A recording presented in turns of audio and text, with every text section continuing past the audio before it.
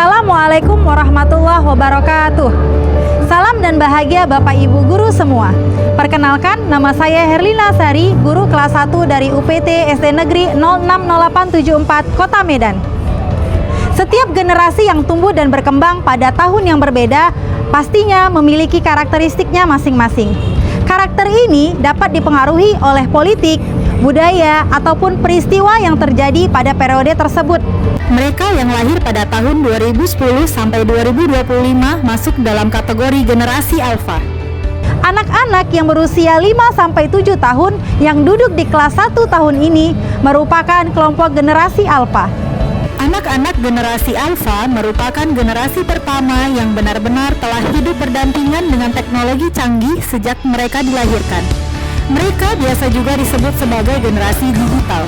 Kita sebagai guru menyadari banyak murid yang bosan dan malas untuk hadir ke sekolah disebabkan metode pengajaran guru yang hanya berpusat kepada guru.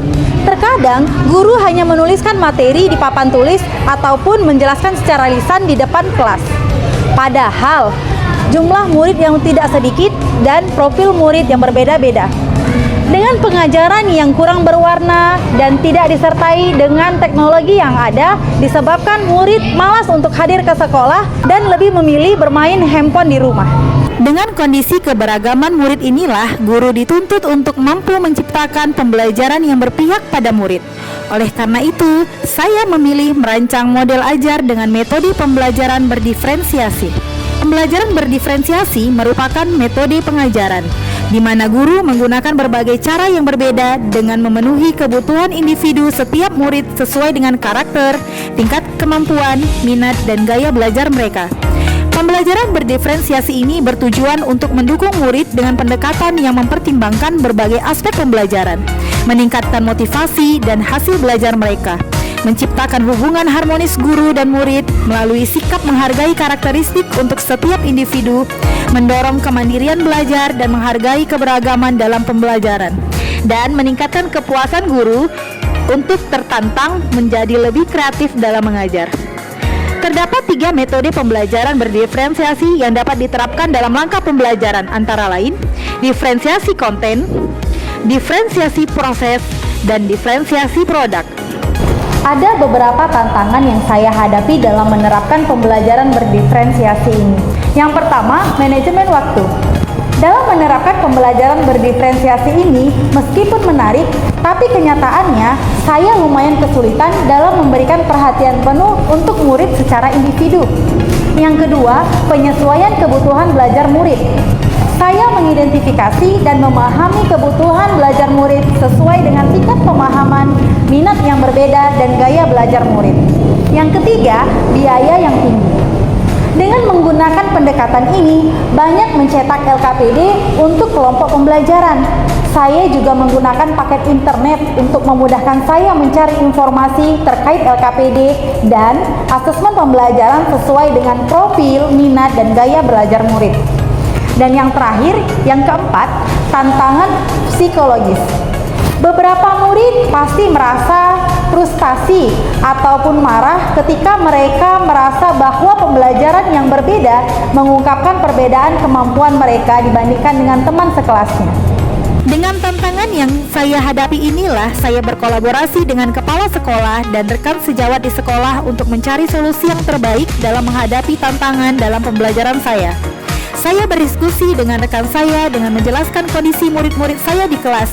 Kemudian kami membuat poin-poin penting untuk memudahkan saya dalam menyelesaikan langkah awal yang akan saya lakukan. Langkah awal yang akan saya lakukan adalah mengidentifikasi kebutuhan belajar murid.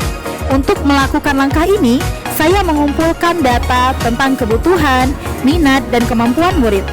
Kemudian memetakan kebutuhan belajar murid seperti kesiapan belajar, minat, dan profil belajar.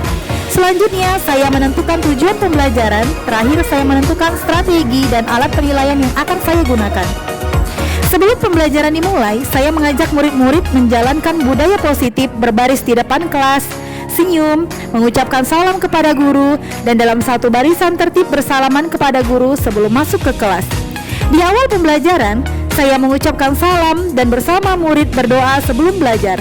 Saya menanyakan perasaan mereka pada pagi hari ini. Pada persepsi mengaitkan pembelajaran yang sudah dipelajari dengan materi yang akan dipelajari dan mengaitkannya dalam kehidupan sehari-hari. Saya mengingatkan kembali mengenai keyakinan kelas dan membuat tujuan pembelajaran bersama-sama.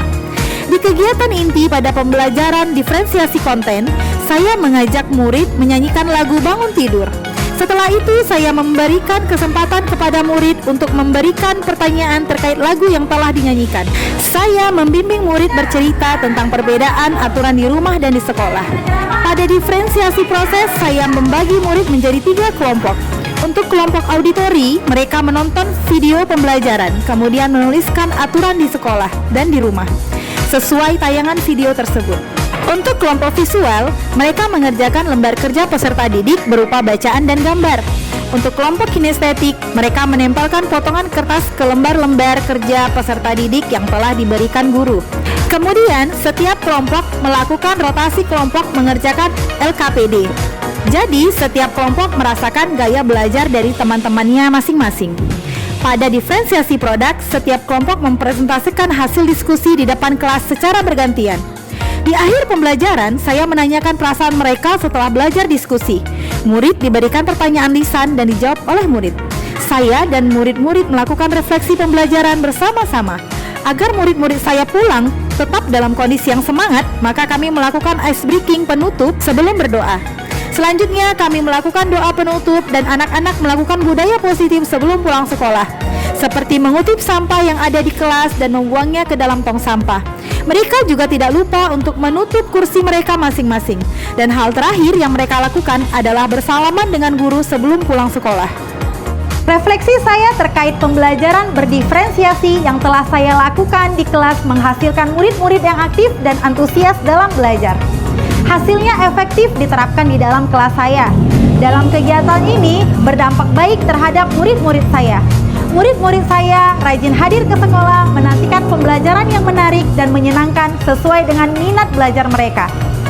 Orang hebat bisa menghasilkan beberapa karya bermutu, tetapi guru yang hebat bisa menghasilkan ribuan orang bermutu. Terima kasih, salam dan bahagia Bapak Ibu guru semua. Assalamualaikum warahmatullahi wabarakatuh.